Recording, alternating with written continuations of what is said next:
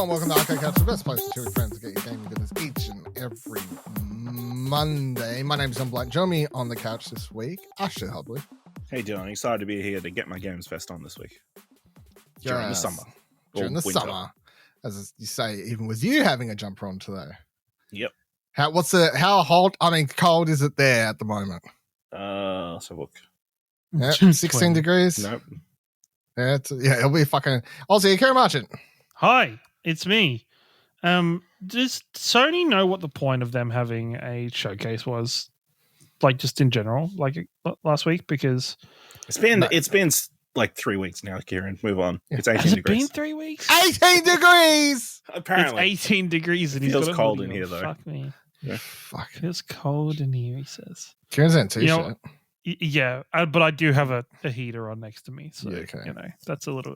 But it's a whole 14 degrees here, so I probably shouldn't even have the heater on. Let's be honest. Oh yeah, 4 degrees. That's a huge difference, between hot and cold. Apparently. Bullshit. I have 7. That's fair. Yeah. Is that okay with you, Ash? Yeah, is that okay? Yeah, I agree. That's cold. You agree Well, that's cold? All I was saying about It's like- Sony was that why didn't they have the announcement of Ratchet and Clank Rift Apart at the PlayStation Showcase? Uh, They just Why? tweeted about it. I was like, the fuck? Who cares about PC players? Am I right? Damn. I mean, honestly, for a hot second, as you said that, I was like, what's Ratchet and Clank? Oh, that's right, the PC thing. Like, all right, cool, sorry. All right. On the show this week, everything happens later this week.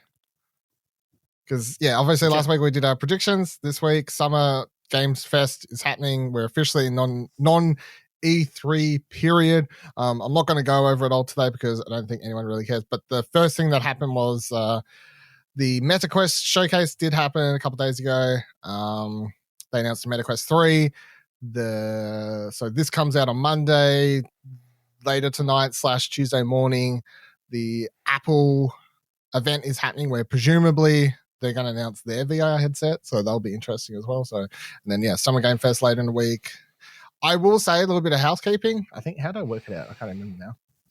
So next week's episode we'll post on what did I say? I don't remember. What did he say? I can't remember. All right, it will post on Monday as per usual, or a little bit early. Either way, next week there'll be 2 episodes. However we decide to work it out is basically what I'm saying. Because the problem is that Summer Game Fest, Day of the Devs, Devolver Showcase happened this Friday. We then have Wholesome Direct Future Game Show on Sunday, and then you've got the Xbox Game Showcase, Starfield Direct PC Gaming Show on Monday, and then Ubisoft Forwards on Tuesday. So, we'll see how we work this out. Expect a bonus episode at some point towards the end of this week or start early next week. All right, let's get into the couple pieces of news we do have to discuss this week. A little bit later, Kieran's going to be talking about Diablo, and we'll talk about what games we're excited for this month in a whole. But let's go back to old mate Redfall. Redfall? Everybody's favorite game. Redfall? from Xbox. Redfall. What did I say? Redfield. You said Redfield? That's a combination. Yeah, that's a movie. Right, okay. Redfall, that video game.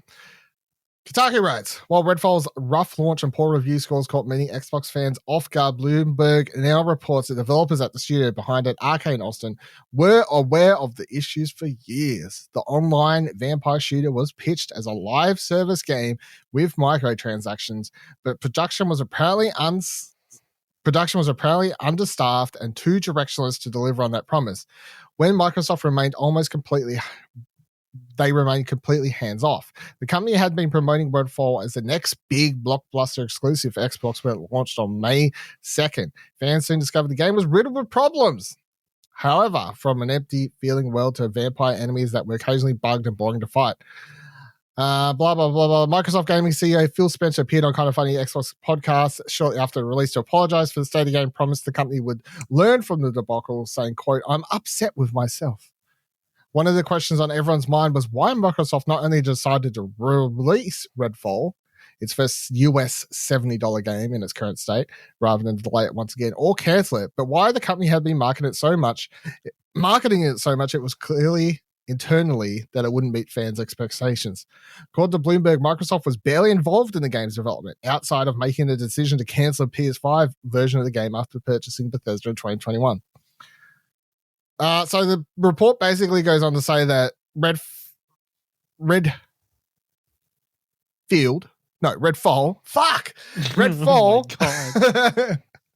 Redfall is a game. Was Microsoft? Yeah, this was the big question, I guess, because after it came out, we did discuss and say, okay, so how come Microsoft didn't like shut this down earlier? How come Microsoft didn't step in and have a bit of a hand involved, like push, make sure the production was going well, oversight and all things? Apparently, they didn't get involved at all. They just let them do. They just assumed that what was cooking over there in the corner was going to turn out good. Meanwhile, Arcane Austin's over here making something knowing it's shit, yet continuing to work on it knowing it's shit because they've started it and it's like, we can't stop now. And then they decide to pull out the microtransactions. They decide to turn it off being a games of service and then release it as we now saw. So, yeah. Ciaran, what do you make of the latest developments and all this? I guess I'm like mixed, because I guess on one hand, if Redfall had been Redfall had been good, right? The side of this story would be Microsoft was extremely hands off with us and let us complete the vision that we envisioned, let us make the game how we envisioned it, and that would be a positive. But now it's almost kind of being thrown out like it's a negative that Microsoft was hands off. And realistically speaking, what could have Microsoft have done if they had got involved or kind of had said anything, right? Because from the Bloomberg article, it's very clear that a lot of the kind of base level, kind of on the ground staff members weren't enjoying working on Redfall, didn't have much belief in the project, and it was a top-down thing from the higher-ups at Arcane Austin. I think when you look at it that way, it's like, well, what could or should Microsoft do? And, what is that perspective? And I think when people say, well, they should have delayed it again, it's like, as we said last time we spoke about Redfall, delaying that game was never going to fix its problems. Its problems were, like, sure, it probably would have, like, maybe shined up the turd a little bit more and made it a little bit prettier, made it run a bit better. But as a whole, that game was a bad... it was just in a bad state. And Microsoft, sadly, because of the position they've put themselves in over the years with the community craving first-party exclusives from Microsoft, and they're kind of jumping on with Redfall and being like, hey, Redfall / Bethesda, this is our guy for our next release. They were in the position where they couldn't turn around and cancel the game. They couldn't turn around and delay the game any longer because it wasn't going to get it. So I think the only option Microsoft had at that point was to just put it out there and get it out there.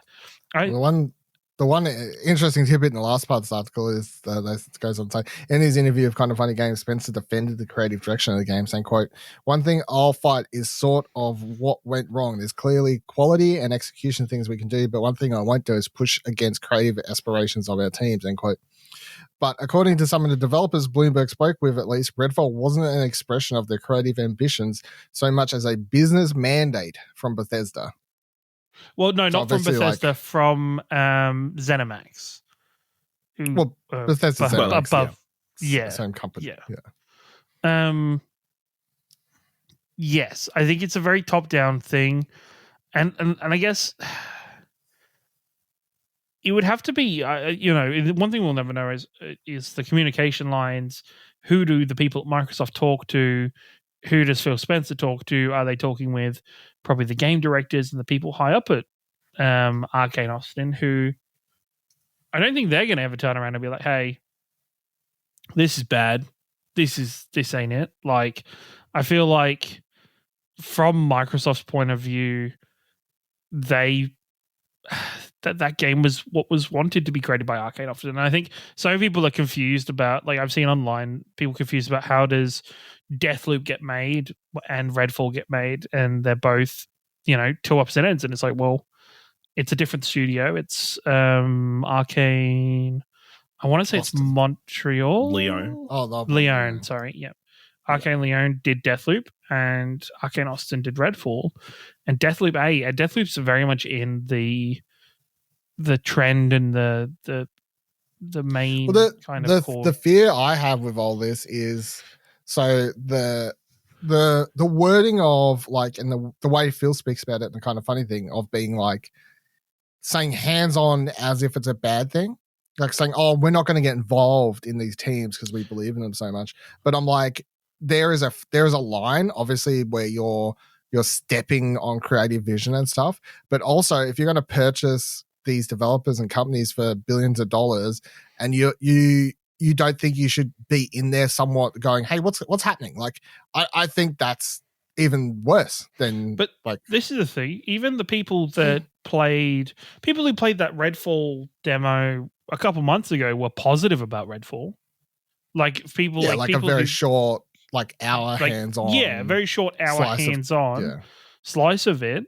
They were positive about Redfall. So once again, it goes back to, okay, how much is Microsoft seeing? Do Microsoft get access to the full game? Does somebody from Microsoft play the game? Of course they have to. They own the company. But I don't like. What do you think Microsoft should do in that situation? Do they just go in? I think someone like Phil Spencer, at least every so often, or even people directly below him, should be checking in on all these projects and going, how's it going? And they people at companies should feel they shouldn't feel like their bosses, be it Phil Spencer or whoever, that they should lie. Like if they got like if Phil came in and said, how's Redfall going? And they said, it's looking terrible. Like they should be allowed to just say it's looking shit. And like just go from there. This is the thing where we don't know, did the director think it was looking shit? By all accounts, apparently, yes. Was it the director who was quoted, or the people who were working on the project?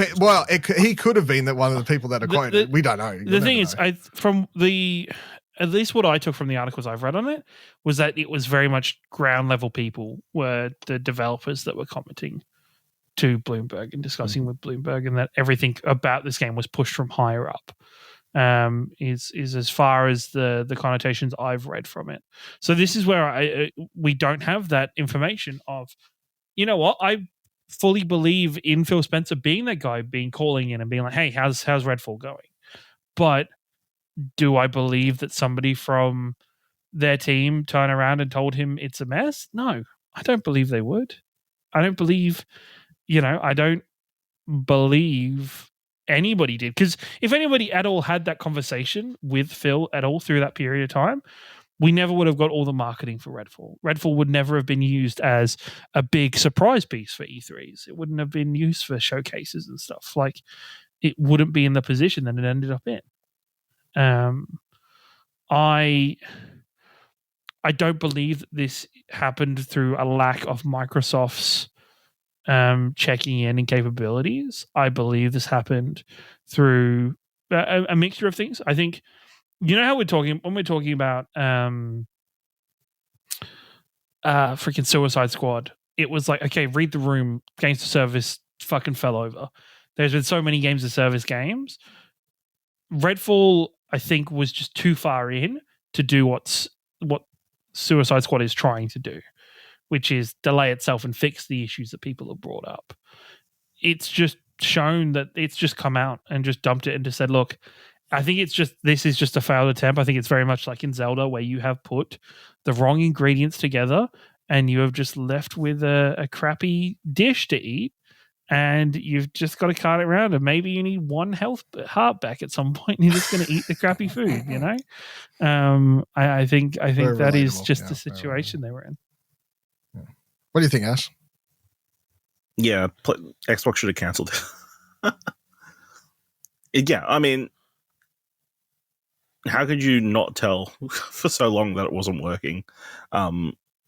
I mean, it's interesting the story kind of comes out on the back of PlayStation having their kind of big, like, across the board, like, what's the word? Like, check of all the different studios. Oh, like, like obviously from a couple weeks back, yeah. Yeah, and obviously, like, closing a couple of studios and cancelling different projects. They're, like, making sure all these projects are coming along and that kind of stuff. But, yeah, it also just showed, like, a lot of these games don't get good unless people are passionate about them.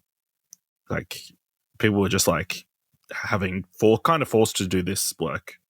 And, like, what did they say? Like, 78% turnover from the people who worked on the last game into the people who finished up on Redfall is pretty ridiculous. Yes. Number of people. Yeah, well, it's one of those things I find quite interesting sometimes because as games get more and more, I guess, when you get more in the realm of games as service stuff for video games, I do wonder quite often if the people working on these things for years and years, it becomes less of a passion project and less of like an art form and more of just almost like a normal 9 to 5 ish, like, clock in, clock out sort of. It's just a job. Because the thing about games is obviously until more recently, you would say that majority of people working on games, they were always like compared to movies, like every project's everyone's on board, like hopefully, or there's more of a creative passion to it all. But the second you get to like these games of service and you never finish the project, it's going on. I think that's the on. difference. Like with a single player experience, there's like a complete project that you can look at that's going to stand the test of time. It's going to be like that forever. Whereas with any live service game, it's constantly being reiterated on and changed. I mean, even if you hear about, you just look at Destiny 2, like Ciaran was talking about a few weeks ago. Like it's like 10 years half old. the game that was there at launch is gone. Yeah.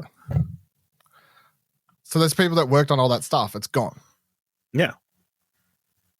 Weird. All you games conservation people. Yeah. You're saving each version of the game. I mean, if you compare that to movies and TV shows, let's say you work on a movie or TV show for even a year, and you like halfway through you realize it's going to be a piece of shit movie or TV show. You finish it up and you're like, well, whatever. Like, it's done. You move on. Next thing. Some of these things, you spend years working on a game like this, and you put it out, and you've removed half of it to release it. Like, it's very weird. It's very. That's a bit of a weird comparison as well, because film and TV, they're very different. They don't work for a company, a lot of the employees. No. But it's just like very weird from like unless you're like in like visual effects and that kind of stuff potentially, but like an art form perspective is all I like just viewing them as different mediums, art form mediums is just very interesting. Also, shout outs to the wrestling fans who are watching the G1 announcements on the side, listening to the podcast like I am right now. Eddie Kingston in the G1. Yeah, let's go, boys. They're just listening to it behind though, right? Because sorry, shout out to anyone who's watching the announcements while I was recording this podcast, because I'm watching announcements and I caught my eye. All right, let's get into what was next? I forgot. So the Diablo Falls, Ciaran. Diablo 4, yeah, it's a game. It's been in early access. Since moving on. Keep going. Damn, man comes here with a handful of content to give the podcast, and he's just crap. Been playing Diablo 4. Released on early access Friday. So I've had a couple of days with it, about 15 to 20 hours in. And I'm absolutely loving it. It definitely deserves those 9s and 10s you've seen on the review scale. It is a lot of fun, a lot of enjoyment. I think the game feels absolutely massive. The game looks beautiful and runs really well. I haven't really encountered any kind of bugs or any mess. I think this is like the smoothest Blizzard launch I can ever remember. I haven't really had to queue to get into the game. Sure, it's the early access period, but I still think a good majority of the community is playing right now.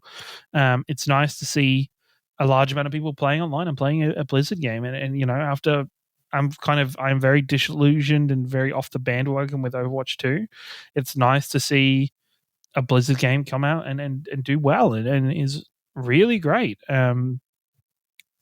It's playing through it. I think all of the classes look to be well tuned. There's still a bit of work to do on some of them just to bring them in line a little bit. I think the Necromancer is very powerful at the moment. But I am 15 to 20 hours in. I'm just about to finish the story. I think most of it was like at the minute in the second world tier. So I'm doing world tier 2. You kind of cap out at level 50 there. And then it advised you once you're 50 to go on to world tier 3. I was like level 40 before I finished Act 1 because I did a lot of other stuff and a lot of kind of side stuff around the map. I'm through on Act 4 at the moment, level 49. Having a lot of fun playing Rogue, enjoying the build qualities. And you're playing solo? No, I've been playing with a friend largely, but I have been playing some solo, just on and off. So it's been great fun. I think there's still room for improvement in the game through developer updates. I'd really like them to see them put in things like being able to zoom out of your character a little bit more, and it's kind of frustrating because the view you get while you're mounted on the horse is kind of exactly the right amount of zoom that I'd love just to be at the game's natural point at all times. Maybe that's just a PC thing. I'm not sure if maybe that just translates a bit better being that close up on console. The map Diablo normally has like a map that overlays over the top of the screen so you can still play while the map is up. Don't have that at the moment. I'd really like them to add that back in. And just get that involved a little bit more. I think I'm having a great time. I'm having a lot of fun. I'm excited to get to end game content. Once they've added nice quality of life, like once you've beat the campaign on one character, you can skip the campaign on every other character and just get to that higher point where you can play around the map and play around with the aspects and farming different items and playing through. The game as a whole feels like there is so much more than just what the story gives, even from a point of view of just all of the dungeons. The map is scattered with dungeons and these cellars that are like mini dungeons.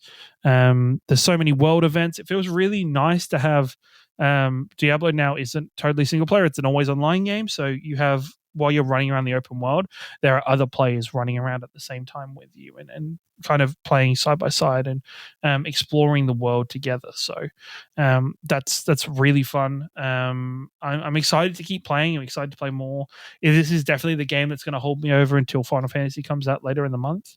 But no, I'm really excited by it, and I think it's absolutely fantastic. How's the microtransactions looking? Because this has been one thing. There is a shop, there is a shop, but you only see that stuff if you jump into the shop. Like, it's not popping up anywhere. Spent $100 on something yet, or I haven't spent any money at all because it's only cosmetics. It's only cosmetics for the character.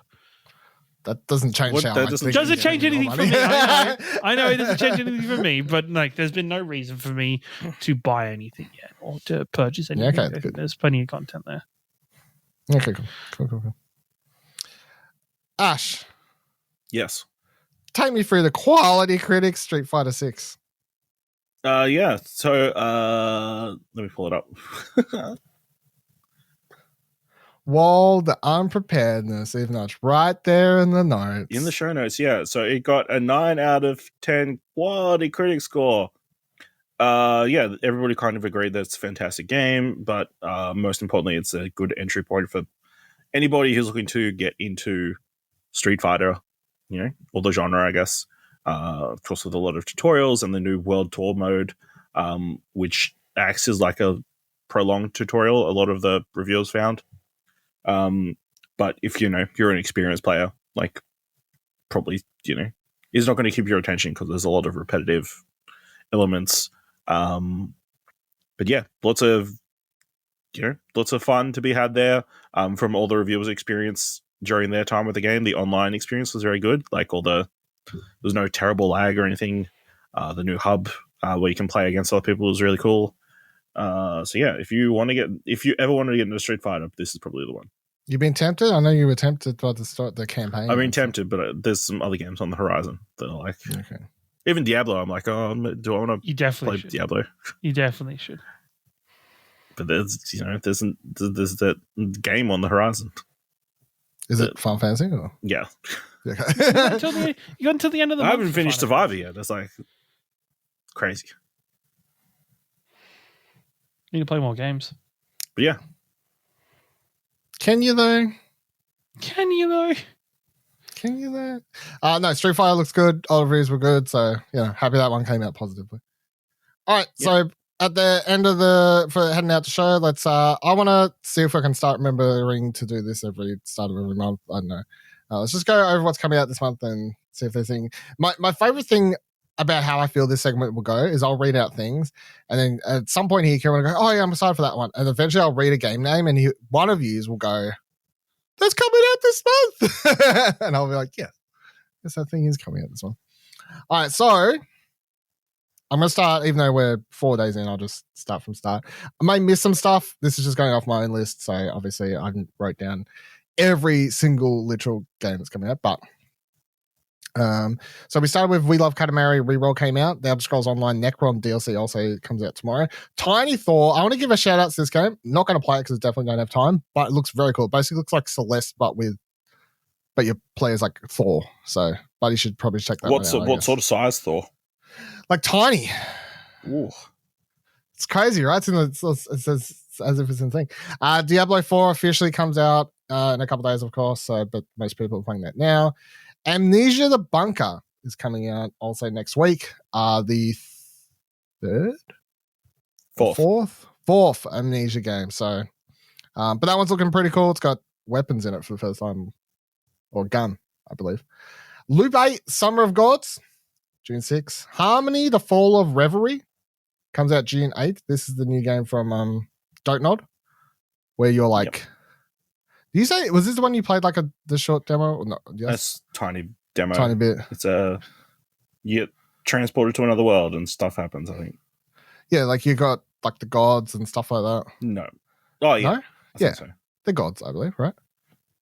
Looks very different for them, sort of the smaller game from them, so.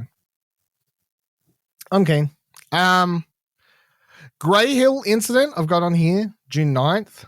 This one I saw pop up like a couple weeks back. Come up on my radar. First person survival horror sort of thing.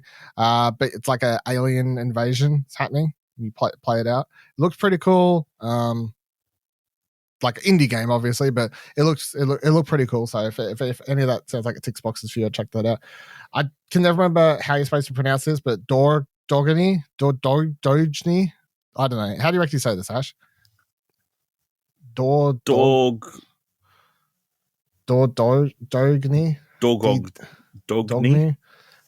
Yeah. Fucked if I know. I'll tell you what I do know though. Game looks beautiful. If you just look it up, it's a country. It's a France. It's part of France. However you say this place in France, the video game looks beautiful. It's Dordogne. Dordogne? Is that it, really? Yep, that's what Google says. All right, sure, I'll go with Dordogne. So this one has showed up in a bunch of indie festivals. I'm sure if you look it up, you may be like, yeah, I remember saying that actually. But like you play as a girl who's like returning to her. What is it? Like like you're revisiting your childhood home, and then like it flashes backwards and forwards between the timelines of when she was a kid and when she's older now and stuff like that. And obviously it's like a love letter to this location. It looks beautiful though, is all I'll say. So I'm keen. Fall of Porcupine comes out this month. Finally, I feel like the prequel for that's been available on like every platform for about a year, from PlayStation to everything else. I had this game in. This one came up when I was looking into games coming out this year. Dad by the Sword. I saw this pop up. I was like, this game looks fucking sick. Dad by the Sword is a first-person sword fighting game with heavy focus on tactile dismemberment, player creativity, giant spraying fountains of purple blood, and dad jokes. Play as your dad in his quest to fight evil hot dogs, wizards, things hatched from eggs, and other vile anti-dads. It looks like something Devolver Digital probably released, but they haven't. What's an anti-dad? Mums? I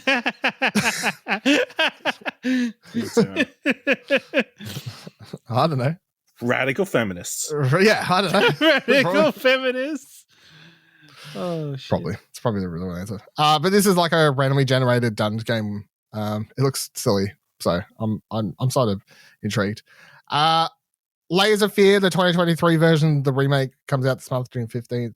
Park Beyond comes out June 16th. That's the crazy tycoon simulator game thing. Crush Team Rumble comes out June 20th. I don't actually remember if that's supposed to be free to play or not, but that's the multiplayer Crush game that was announced. I don't know, was that the Game Awards last year or something like that? I feel like when it was announced, but Aliens Dark Descent comes out June 20th. This is the constant flip of, will this Aliens game be good or will this Aliens game be bad? There's only been one good Aliens game, right? True. This one is I think it's like a 4-player, I assume it's 4-player, but it's like a isometric like squad shooter thing. So could be all right. This is not another first-person shooter one. Final Fantasy 16, of course, June 22nd. Everyone and their mum will probably be playing that one, I would assume. C Smash VRS comes out June 20. VR C Smash VR comes out June 23rd. Story of Seasons: A Wonderful Life comes out June 27th for all you farming sim fans. AEW Fight Forever. June That's coming 29th. out this month? Bro. I can't wait to see more superstars like Chris Statlander hitting mad kick flips and ollies down the ring. I gotta be honest, the more and more of this game that's come out in the last week since they announced the release dates, clips, it just looks like a good time. It just looks like fun. It looks like they were like, let's just include the dumbest shit. Like, Which AEW wrestler do you want to see skating on a skateboard? Yeah. I would love Owen Hart. Keith Lee. My favorite wrestler in the AEW roster, the Hollywood hunk, Nick Nemeth. Yeah. Do you reckon he's in the game? No, I doubt it. Yeah, I don't think he is either. No. Oh, yes. Unless there's how like weird is it how weird is it that Cody Rhodes is still in this? It is a little strange. Strange. It's just sad. I guess the only thing is the fact that Cody's in 2K and how much of a good job they've done with Cody and with his entrance and stuff on 2K is, it just makes it a little sad. You don't know. They could do a fantastic job in AEW. We'll say the band that recorded Kingdom eating extremely well at the moment. Get paid by two companies, not bad. Not bad effort. No. But yeah, obviously AEW Fight Forever, definitely finally very happy to have a release date for that game.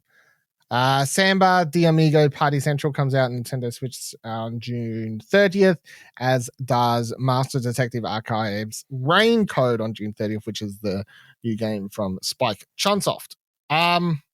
Ash, aside from Final Fantasy 16, is there anything else this month that is tickling your pickle?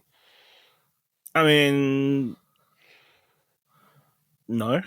I mean, now look at it. Maybe I'll pick up Diablo 4 on Tuesday. Exactly. That's what I thought Final Fantasy was closer. No, like Final Fantasy 16th. is the end of the month. Like it is like. I thought they would have lined it up, put it on the 16th. No. Why? Because numbers. Why would they do that? Oh, right. Yeah. Okay. But it would have fucked us in one of the countries, either America or us, or. Yeah. Right? No, just have it staggered. Yeah. No, they can't do that. Are you going to get AEW or no? I mean, if we're all going to play AEW, we're going to have a massive stream and fight each other, set each other on fire, put each other through flaming tables. As long as it's matchmaking service. Set up exploding death matches, and then the bomb doesn't go off. It's just confetti. That'd be hilarious. Are you getting AEW, Ciaran, or no? Yeah, I'll be grabbing it. I think it's just that is something that's completely different to playing Diablo or playing Final Fantasy, where those two are just minor obsessions. Where AEW is AEW is like a commitment. No, AEW is just a nice. I don't know what else I feel like right now. I need to take a break. I'm going to chill out and fuck around with it. I'm going to play whatever their campaign is, whatever their GM mode is. I'm actually excited just for the more GM mode side of things. Than anything like you play Johnny Hungy, do a full mode. Oh my God, yes. I should put the AEW World Heavyweight Championship on John Silver. You are fantastic. Anything else for you stand out this month, Ciaran? Not really. As I said, I think for me, I've got the next 4 weeks to be Diablo pilled before I am Final Fantasy pilled. And then, then I'm all good. Yeah, so it's just me that likes video games. No, you just don't like mainstream video games. I really want to play Harmony of the Fall of Reverie because it's Don't Nod, and obviously Don't Nod the games I usually like. That Grey Hill incident thing super intrigues me because I hopefully it'd be 3 to 4 hours. That'd be great. The Dorgon, or however the hell we decide we pronounce it, just I must play. And then Final Fantasy 16, obviously we're all playing that. AEW Fight Forever, fucking super pumped about that. And then in a world where Final Fantasy 16 was coming out, I would love to make time, and hopefully maybe I can later in the year, but that Master Detective Archives raincoat I've been excited for since they announced it, because that's a Spike Chunsoft, of course, Danganronpa developer, their new game. So very keen on that. It still has the court system, but slightly different, and you're piecing together evidence and stuff like that. It looks really, really cool. So you're not super excited for Crash Team Rumble? No. Terrible. It's going to be so fake Crash fan. Correct. I am a fake Crash fan. I'll happily take that title if it means I don't have to get excited about that game. As if they just wouldn't remake Crash Bash, Yeah, they should have done that. I used to play so much Crash Bash. Crash Bash was Crash Bash. Yeah. What? Huh? What? Yeah, cool. All right, so that'll do it for this. That'll do it for this week's episode of Arcade Couch. Of course, as I said, there will be 2 episodes over the Summer Games Fest, Xbox Showcase, all that stuff. At one point, one will be a bonus, one will be a regular Monday episode. However that works out between whatever we decide to do for conferences and stuff like that. But get ready, this is going to be a big week for video game news and stuff. So I hope whatever you're dreaming about getting announced actually happens. I know that I too am really hoping for a Croc Legend of the Gobbos remaster. Finally, give it to me. But find out later this week on Summer Games Fest. Jeff, don't fuck me. Goodbye.